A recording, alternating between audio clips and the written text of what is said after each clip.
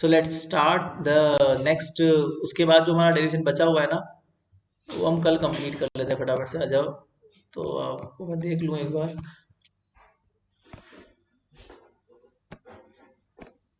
और ये कंप्लीट करने के बाद में फिर हम लोग आगे बढ़ते हैं।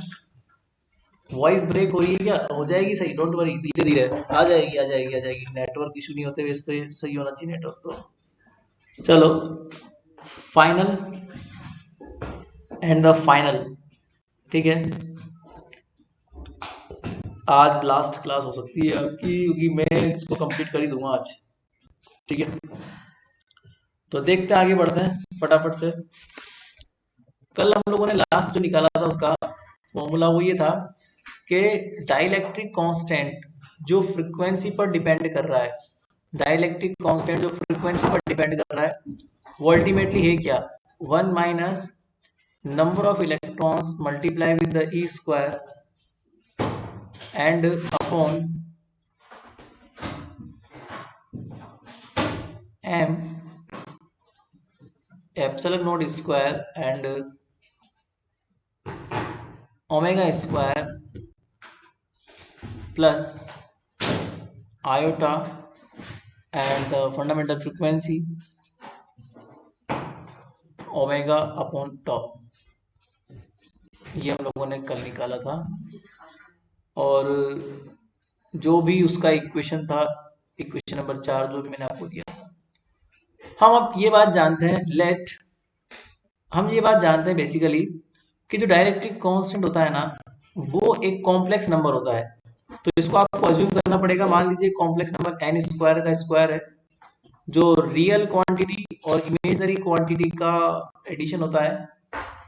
और फिर जब इसका स्क्वायर निकालते हैं हम लोग, ठीक है, तो जब इसका स्क्वायर निकालेंगे तो बेसिकली इक्वेशन नंबर 5 दे दो, यही आपका डाइलेक्ट्रिक कांस्टेंट होता है। इस तरह का होता है, मतलब उसका स्ट्रक्चर। तो 5 से 4 में रखोगे आप लोग, तो ये कितना हो जाएगा? n प्लस आयोटा के का ही हो जाएगा whole square and just equal to the 1 minus. अब इस क्वांटिटी में से रियल और इमेजिनरी आपको अलग अलग करना पड़ेगा, तो इसको रेशनलाइजेशन कर दो आप लोग। रेशनलाइजेशन में क्या होता है कि ऊपर और नीचे हम लोग 1 माइनस आयोटा का मल्टीप्लाई करते हैं। मतलब ऊपर भी आप क्या करो, omega square minus iota omega upon two का मल्टीप्लाई कर दो, और नीचे भी omega square minus iota omega upon two का मल्टीप्लाई कर दो। तो a प्लस आयोटा बी और a माइनस आयोटा बी जो होता है, उसको मल्टीप्लाई करने में क्या आता है आपको पता ही है ना। a प्लस आयोटा बी जब मल्टीप्लाई होगा a माइनस आयोटा बी से, तो क्या मिलता है? a square plus B square आपको मिलता है। तो यहाँ पर ठीक उसी टाइप से अगर आप फॉलो करोगे तो यहाँ हो जाएगा m ये, तो यहाँ पे a स्क्वायर मतलब कितना हो जाएगा? ओमेगा की पावर 4 प्लस बी स्क्वायर मतलब कितना हो जाएगा? प्लस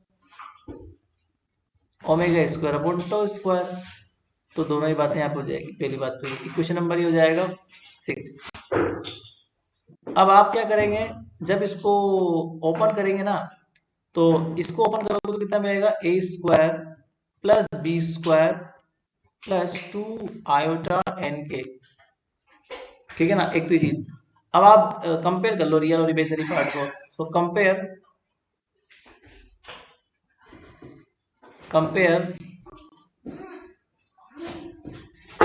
रियल मतलब जिसमें आयोटा नहीं है वो वाला part, and imaginary part, real and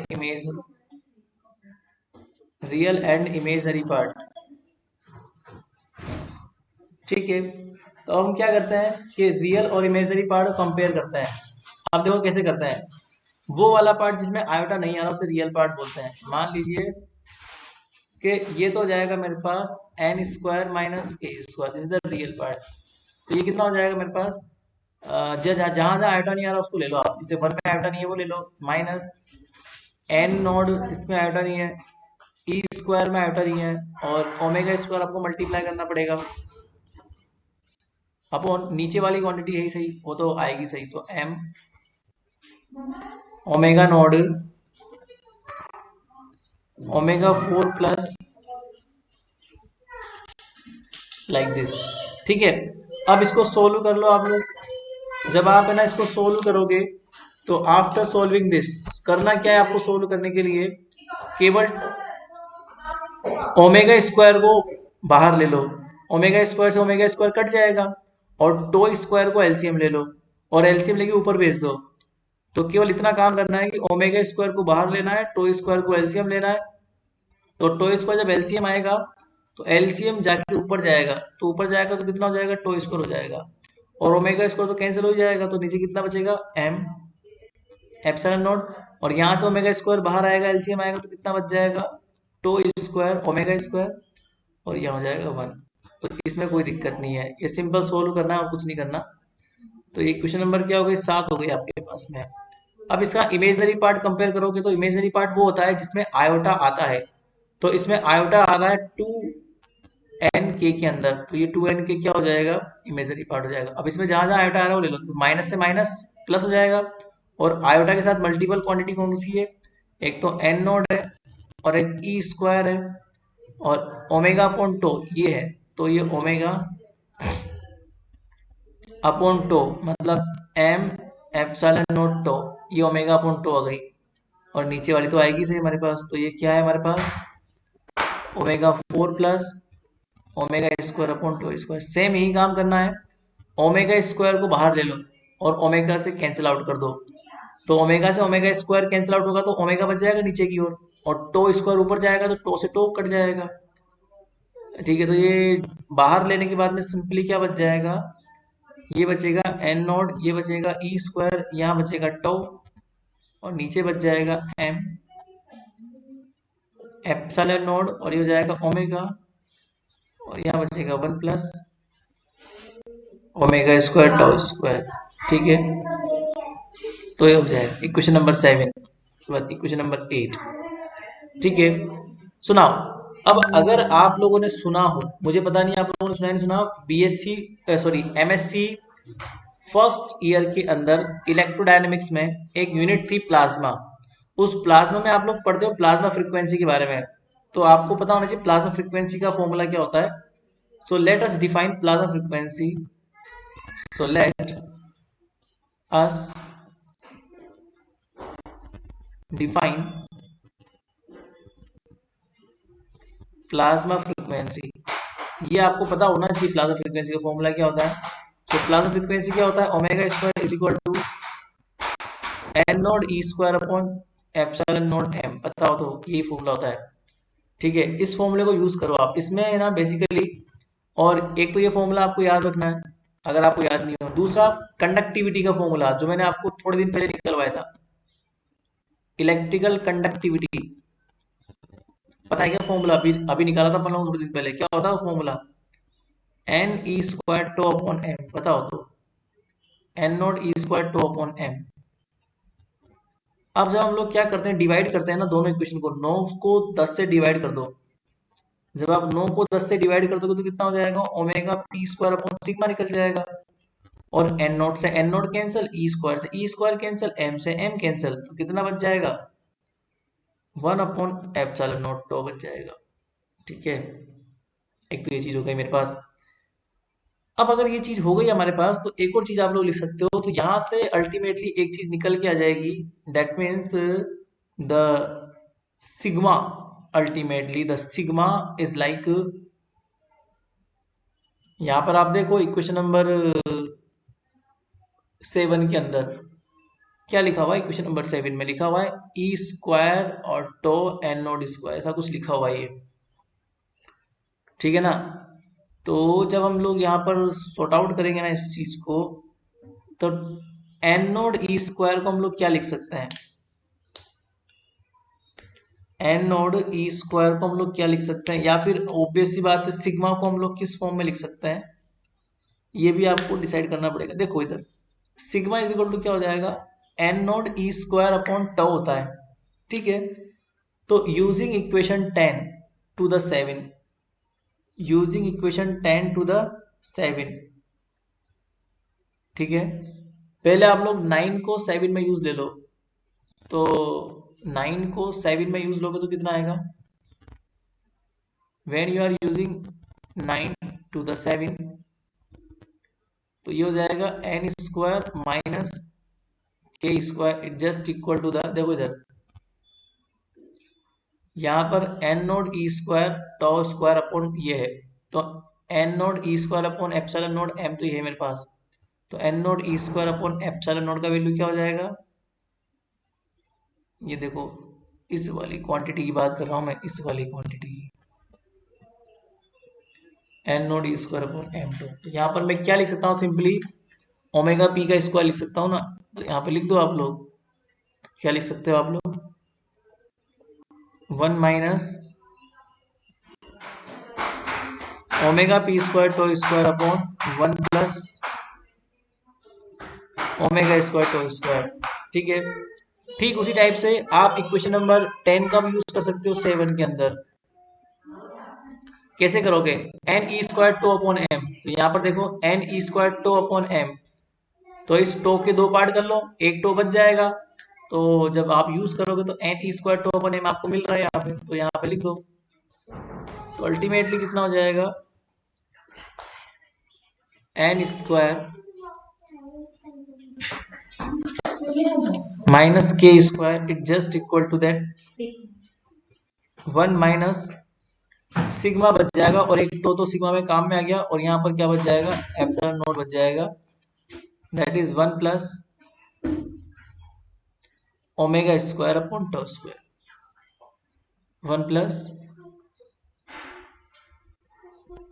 omega square और ये टो स्क्वायर। ठीक है, so this is equation number 11। Similarly यही काम आप लोग करेंगे, इक्वेशन नंबर 9 का यूज करेंगे 8 के अंदर। ठीक है, तो 2n के हमारे पास लिखा हुआ है 8 में, तो ये हो जाएगा omega P square tau upon omega and 1 plus omega square tau square. और अगर आप जब 10 का यूज करेंगे 8 के अंदर, तो 2n के आपको मिलेगा sigma upon epsilon naught omega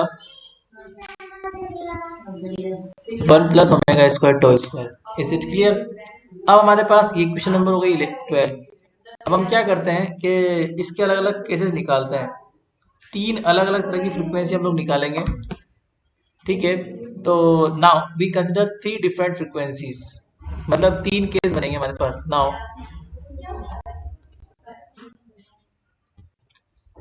we consider 3 different frequencies, 3 different frequencies। देखो 3 तरह की फ्रीक्वेंसी यहाँ पे हमको काम में लेनी पड़ेगी। ठीक है ना, पहली जो फ्रीक्वेंसी आपको काम में लेनी है वो ये है number 1 case, case number first.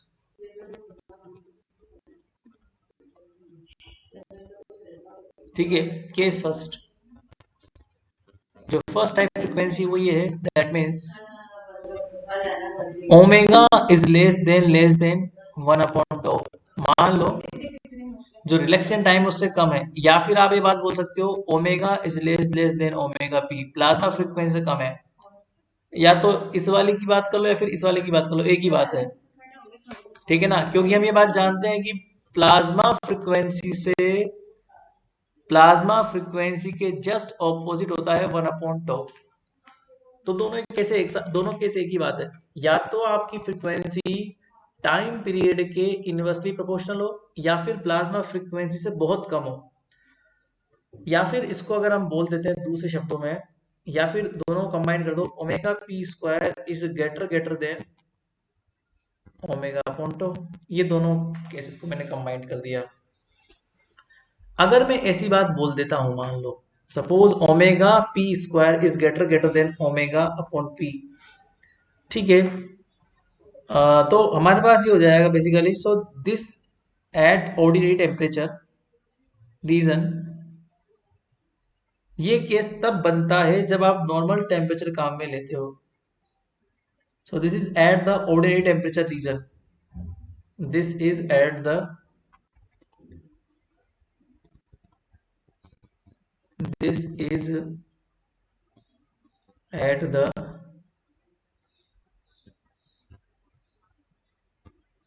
Ordinary temperature reason,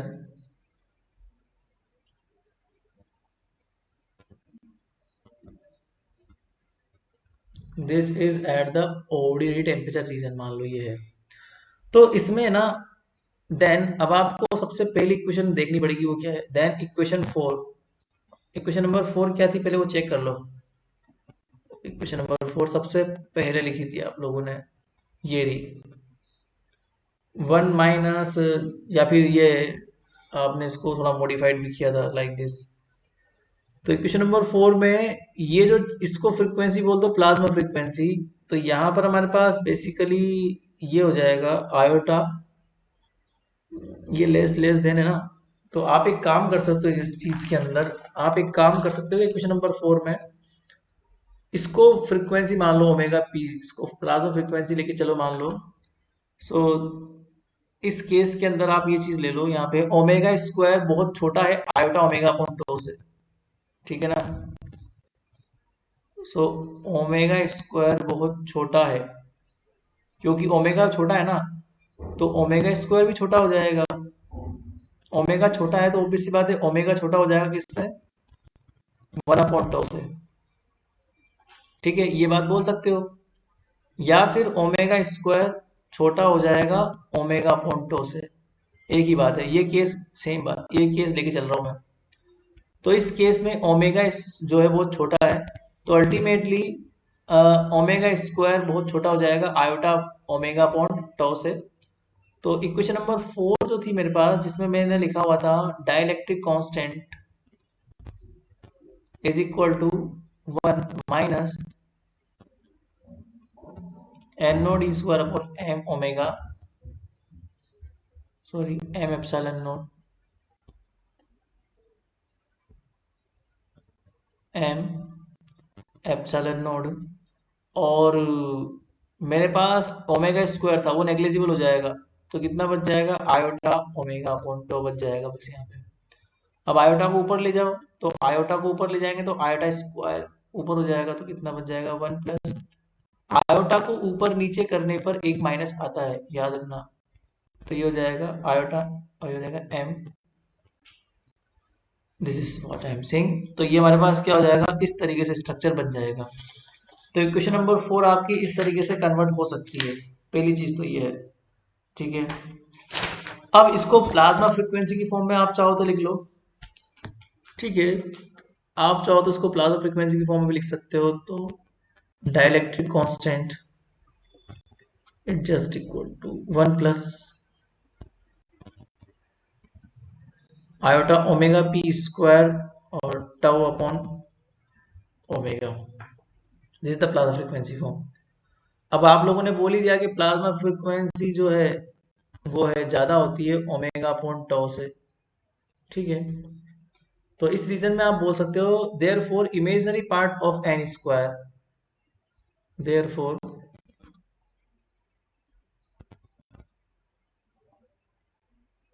there four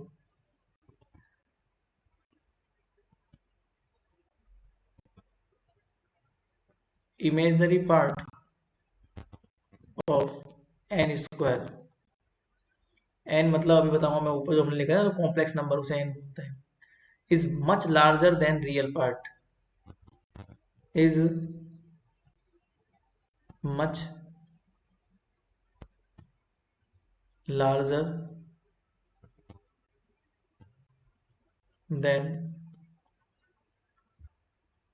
real part. क्यों, ऐसा क्यों, क्योंकि ओमेगा स्क्वायर की वैल्यू बहुत ज़्यादा है, ओमेगा स्क्वायर की वैल्यू ज़्यादा है, इसलिए ये वाला फैक्टर बहुत ज़्यादा हो जाएगा, ये वाला फैक्टर, इसलिए ये वाला फैक्टर अपने आप कम हो जाएगा, ठीक है ना। ये रियल पार्ट है, ये इमेजनरी पार्ट है, तो ये ज़्यादा हो जाएगा। So that for metal, so that for metal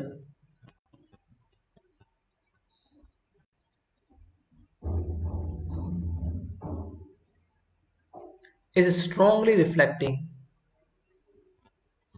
is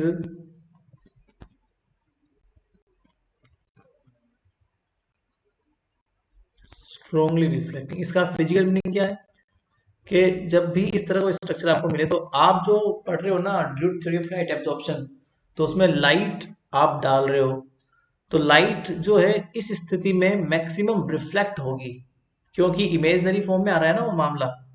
तो डाइलेक्ट्रिक कांस्टेंट अगर इमेजनरी फॉर्म में है तो इसका मतलब उसका रियल कांस्टेंट जो है, ये हम लोगों ने क्या लिखा था, हम लोगों ने एन स्क्वायर लिखा था ना, तो इसका मतलब ये है कि ये एन कॉम्प्लेक्स नंबर था तो इसका रियल पार्ट तो नेग्लेजिबल हो गया, केवल इमेजनरी पार्ट बचा। तो one is negligible as compare to omega P square, so you can neglect one as compare to omega P square. तो इसका मतलब ये इमेजनरी फॉर्म में एब्जॉर्ब कर रहा है। हमारी थ्योरी क्या है, लाइट एब्जॉर्प्शन है, और उस थ्योरी में अगर इमेजनरी पार्ट आ रहा है इसका मतलब वो इमेजनरी फॉर्म में एब्जॉर्ब कर रहा है तो रियल फॉर्म में रिफ्लेक्ट करेगा। So we may neglect the unity when the fun, so we may neglect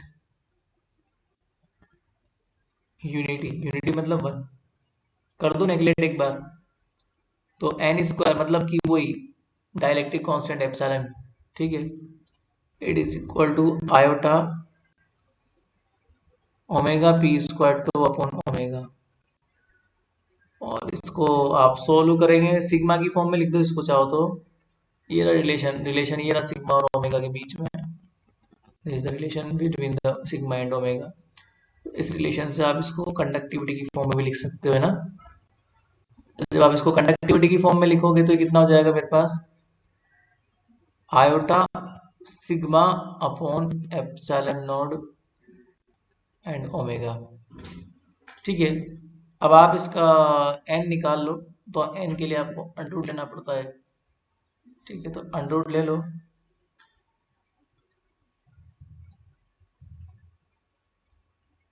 तो अंडर रूट कैसे लोगे आप लोग, तो एन इज इक्वल टू हो जाएगा under root sigma upon epsilon omega, ठीक है, और अंडर रूट आयोटा।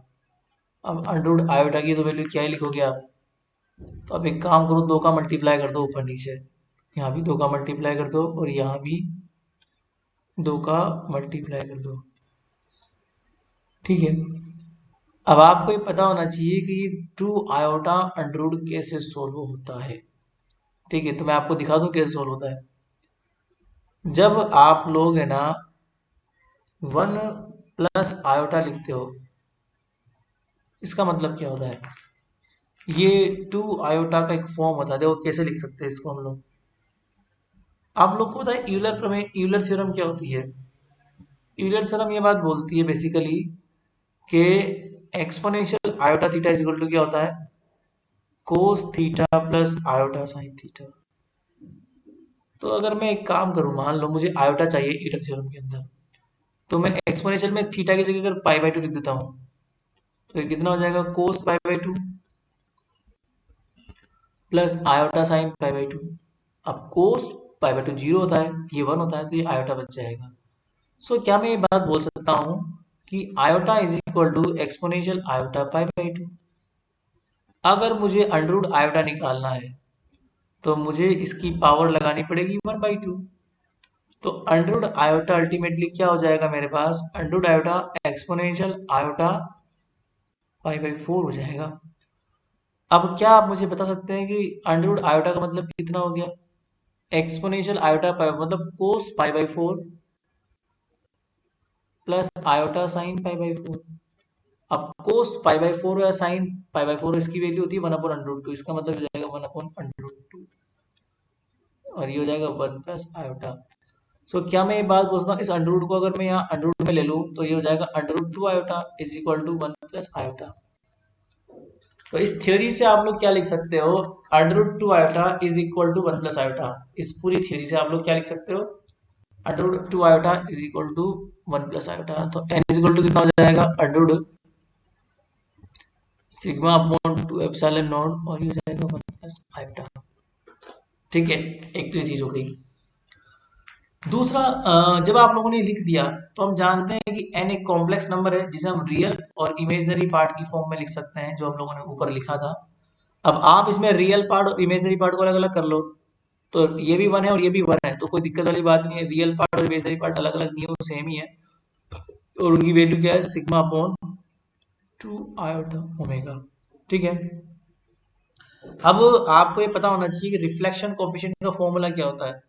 ठीक है, अगर आपको नहीं पता तो फिर मैं दिखा दे रहा, ये आपको वही मिलता है ऑप्टिक्स के अंदर, रिफ्लेक्शन कोफिशिएंट। ठीक है, तो रिफ्लेक्शन कोफिशिएंट क्या होता है वो देखो आप लोग। So we know that reflection coefficient, ये वहीं से मिलता है हमें रिफ्लेक्शन कोफिशिएंट, और वो ये होता है basically R is equal to n-1 का whole square plus K square upon s+1 का whole square plus K square. इसको थोड़ा और सोल्व करेंगे तो आफ्टर सॉल्विंग दिस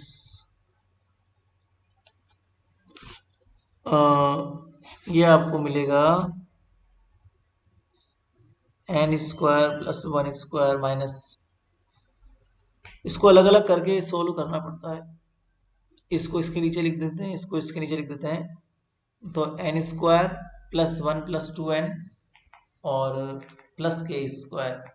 अब यहाँ पे तो k बराबर n आप लोगों ने लिखा हुआ ही है ना, आप लोगों ने लिखा हुआ है k is equal to n है, तो जब k is equal to n हो जाएगा तो क्या हो जाएगा मेरे पास, this is the n square plus 1 minus 2n plus n square upon n square plus 1 plus 2n plus n square. तो इसको थोड़ा सा और अच्छे सॉल्व कर लो, तो ये कितना हो जाएगा मेरे पास, r is equal to 2n square, नीचे भी हो जाएगा 2n स्क्वायर, तो ये 2n square plus 1 minus 2n upon 2n square plus 1 plus 2n। तो इसको अलग अलग तोड़ लेते हैं एक बार फटाफट से। तो अब एक काम करूँ, मैं इसमें प्लस 2n को जोड़ दूं और माइनस 2n को जोड़ के घटा दो इसको, तो जोड़ने और घटाने पे ये हो जाएगा मेरे पास बेसिकली कि ये हो जाएगा 2n square plus 1 plus 2n minus 4n upon 2n square plus 1 plus 2n। अब इनको अलग अलग कर लो, इसको अलग से निकाल लो और इसको अलग से ले लो, तो ये 1 minus 4n upon 2n square plus 1 plus 2n। अब यहाँ से n को सॉरी 2n को कॉमन ले लो बाहर, तो 2n को बाहर लेते ही क्या हो जाएगा मेरे पास, अल्टीमेटली 2n बाहर लेते ही यहाँ पे 2 बच जाएगा और यहाँ पर कितना बच जाएगा, 2n बाहर लेते ही क्या हो जाएगा, यहाँ पर तो केवल बच जाएगा 2, सॉरी यहाँ तो केवल n बचेगा, 2 नहीं आएगा, केवल 1 बचेगा।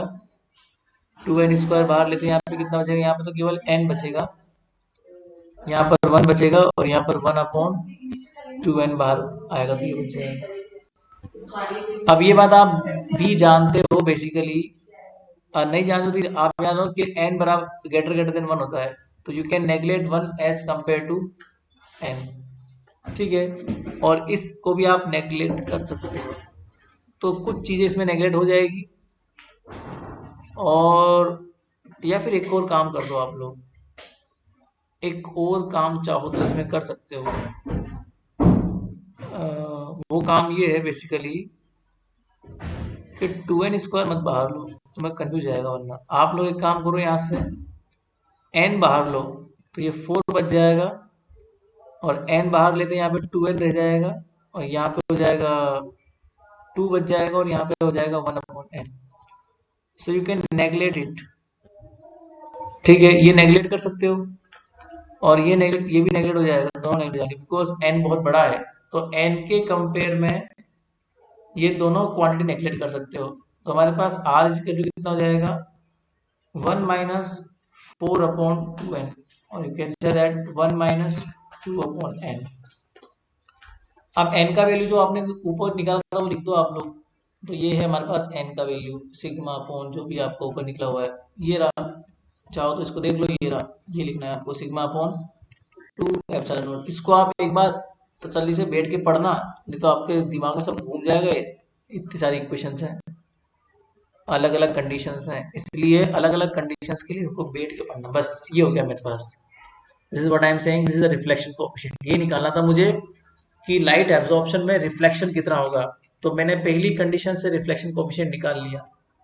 ठीक है, पहली कंडीशन कौन सी वाली थी जो आप लोग ऊपर से देखते हुए आ रहे हो, ये फर्स्ट कंडीशन है। कौन सी वाली कंडीशन है ये? ऊपर आ जाओ, ऊपर आ जाओ।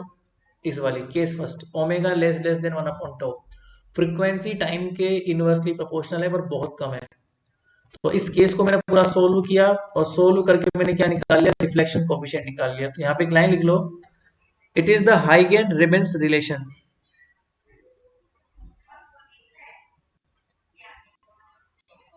It is Hahn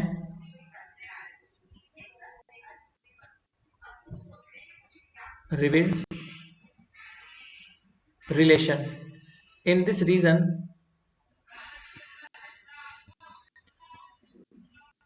in this region मतलब कि इस क्षेत्र में, जो क्षेत्र आप लोग काम में ले रहे हो, तो in this region the metal strongly reflecting the metal strongly reflecting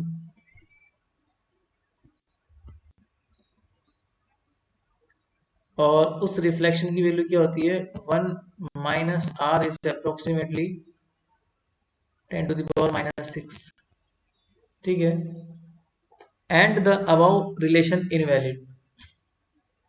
जो ये ऊपर लिखा हुआ है सब इनवैलिड हो जाएगा। And the above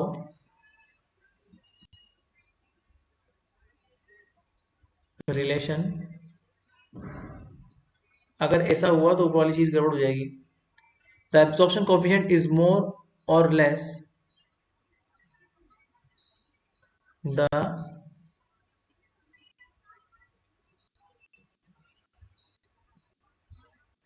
absorption coefficient more और लेस। मतलब एब्जॉर्प्शन की तो हम बात ही नहीं कर रहे, हम केवल रिफ्लेक्शन की बात कर रहे हैं। ऑब्जॉर्प्शन तो हम लोगों ने निकाला ही नहीं है, इसलिए एब्जॉर्प्शन के ऊपर तो कोई प्रभाव ही नहीं पड़ेगा, चाहे आपका ओमेगा कुछ भी हो। ठीक है ना, वो ओमेगा से इंडिपेंडेंट है। और ओमेगा जो है ना, बेसिकली वो कंडक्टिविटी के प्रोपोर्शनल है, ये हम लोगों ने ऊपर निकाल लिया। मोर और less independent of omega, independent from omega, तो ओमेगा से वो इंडिपेंडेंट है। अब ओमेगा जो है वो प्रोपोर्शनल है, इज प्रोपोर्शनल, ओमेगा प्रोपोर्शनल है किसके, प्रोपोर्शनल टू द कंडक्टिविटी।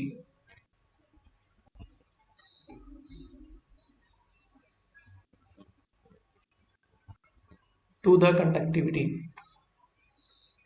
ठीक है, तो ये चीज हमारे पास अवेलेबल है।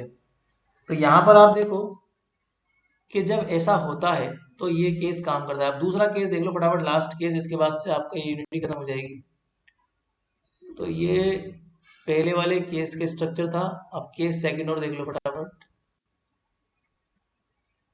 केस सेकंड में क्या हो जाएगा हमारे पास, that is 1/τ is less less than omega less less than omega p. Plasma frequency और 1/τ के बीच में है। So this is the relaxation region, इसे बोलते हैं relaxation region. So this is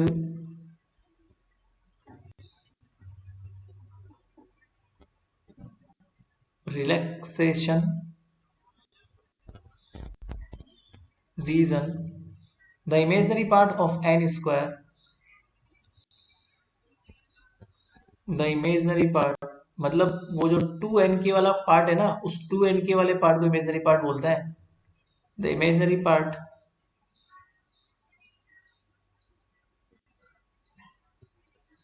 of n square मतलब वो 2n के वाला part becomes less than becomes less than real part. Real part कहने का मतलब मेजनरी पार्ट तो वो वाला होता है जिसमें 2n के आता है, और रियल पार्ट वो होता है जिसमें n स्क्वायर माइनस के स्क्वायर, तो उसके कंपेयर में नेग्लिजिबल हो जाएगा। But this is still large and negative,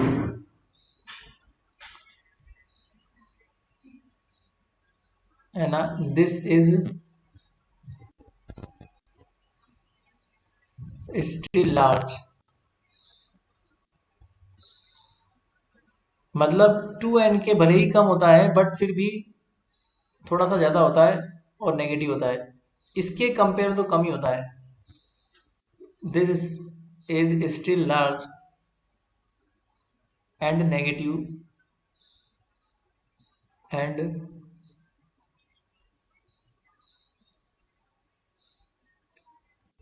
negative being of the form.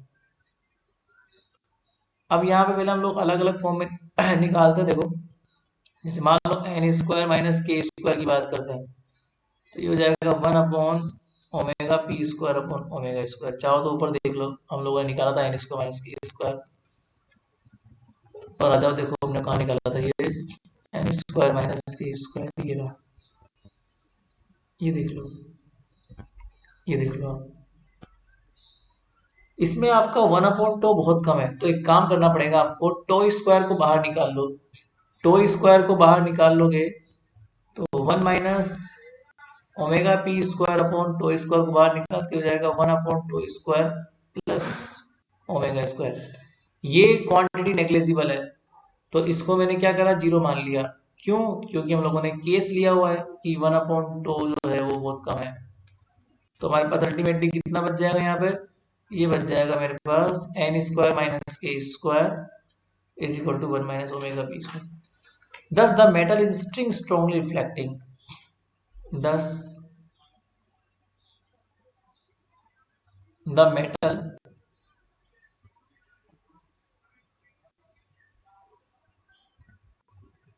is still strongly reflecting, is still strongly reflecting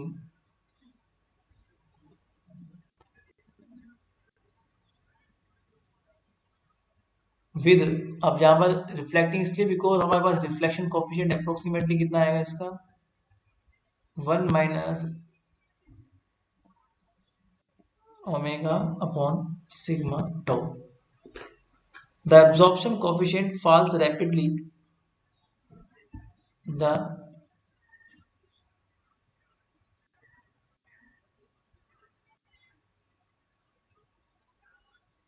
absorption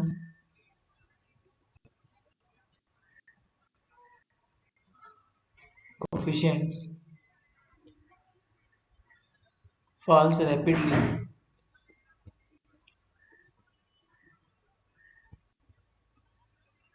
proportional to 1/omega square and proportional to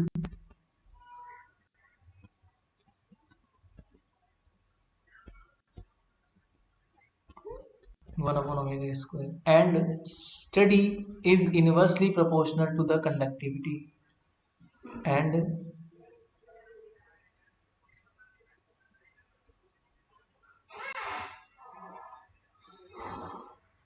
and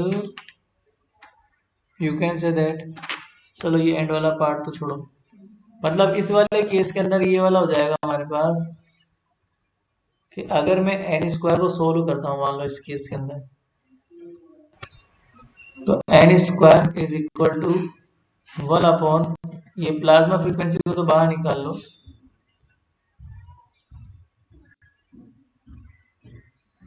मतलब M epsilon not, पर अंदर बचेगा केवल omega square minus omega omega upon tau upon omega 4, ये हम लोगों ने ऊपर लिखा था फॉर्मूला, वही का वही फॉर्मूला है, ओमेगा स्क्वायर अपॉन टो। ये प्लाज्मा फ्रीक्वेंसी बन गई आपकी, ठीक है।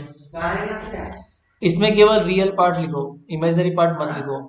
तो इसका जब रियल पार्ट आप लिखोगे ओनली रियल पार्ट आप लिखोगे, ये 1 minus omega P square omega square upon omega 4 plus omega square upon 2। ठीक है, फिर इसको सोल्व करो आप, ओमेगा को बाहर लो और इसको सोल्व करोगे तो सोल्व करने के बाद 1/2 इसको नेग्लिजिबल मान लेना, तो ये बच जाएगा 1/, omega P square upon omega square, क्योंकि आपने बाहर लिया है ना ओमेगा स्क्वायर और 1/2 को नेग्लिजिबल कर दिया। फिर अप्रोक्सीमेटली ओमेगा भी बहुत बड़ा है तो 1 को नेग्लेक्ट कर दो, तो omega P square upon omega square. तो ये बहुत बड़ा आया है वैल्यू बट नेगेटिव में आया है तो कोई दिक्कत नहीं है। तो ये दूसरा केस था, और तीसरा केस चाहो तो लिख लो वरना कोई बात नहीं, ये इतना काम करी। थर्ड केस तो बहुत थर्ड क्लास है। तो केस थर्ड ये है कि अगर ओमेगा पी बहुत कम है ओमेगा से, मान लो, ठीक है, तो real part of N square becomes positive. पहले अभी तो क्या आया, नेगेटिव आया आपका रियल पार्ट, अब की बार पॉजिटिव आएगा इस कंडीशन में। That is the real part of N square becomes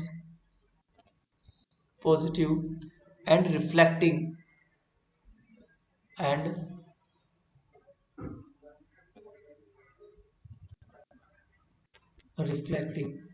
अब इस कंडीशन में क्या हो जाएगा, पावर फॉल्स टू जीरो। जो आपकी पावर है ना reflecting power falls to zero, मतलब धीरे धीरे जीरो हो जाएगी, falls to zero. The metal should be appear more और लेस ट्रांसपेरेंट। इस स्थिति में क्या हो जाएगा, the metal should be appear more और लेस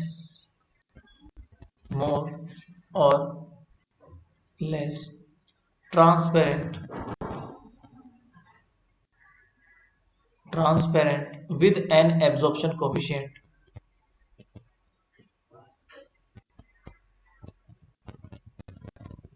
with an